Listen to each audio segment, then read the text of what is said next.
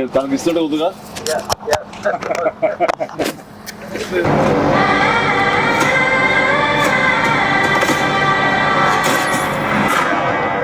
భజే వాయువేగం.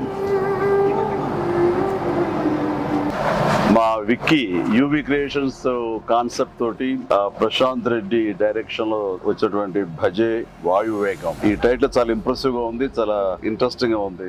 ఈ సినిమాలో ప్రత్యేకించి మా శిష్యుడు, మా అభిమాని కార్తికేయ హీరోగా నటిస్తున్న సినిమా ఇది. అండ్ తను నాకు ప్రత్యేకం. దానికి చాలా కారణాలు ఉన్నాయి. తను చిన్నప్పటి నుంచి నన్ను అంతగా అభిమానించే వ్యక్తి, నా అభిమాని. ఒక హీరోగా ఇలాంటి మంచి సినిమా చేయడం అంటే అది ఎప్పుడు బాగుండాలని మనస్ఫూర్తిగా నేను కోరుకుంటాను.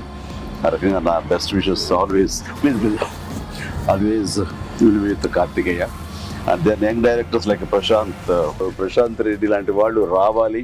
అలాంటి యంగ్స్టర్స్ ఎంతమంది కొత్త కాన్సెప్ట్స్తో వస్తే ఈ తెలుగు ఇండస్ట్రీ అంత ఫ్రెష్గా ముందుకు సాగుతూ ఉంటుంది. ఈ సినిమా పెద్ద విజయం కావాలి. ఎందుకంటే దీని వెనకాల నేను పూజించే నా హనుమాన్ ఉన్నాడు. ఖచ్చితంగా ఈ సినిమాకి ఆయన ఆశీస్సులతో పెద్ద విజయం సాధించాలని మనస్ఫూర్తిగా కోరుకుంటున్నాను. అండ్ టీజర్ చూసినంత వరకు నాకు అనిపించింది ఏంటంటే ఇది ఫాదర్ అండ్ సన్ మధ్య ఉండే ఒక చక్కటి రిలేషన్, ప్లస్ యాక్షన్ కూడా చాలా బాగుంది. ఇంతకు మించి నాకు స్టోరీ కొంచెం తెలిసినా సరే ఎక్కువ లీక్ చేయదలుచుకోలేదు, చెప్పదలుచుకోలేదు. Don't worry. So all the very best.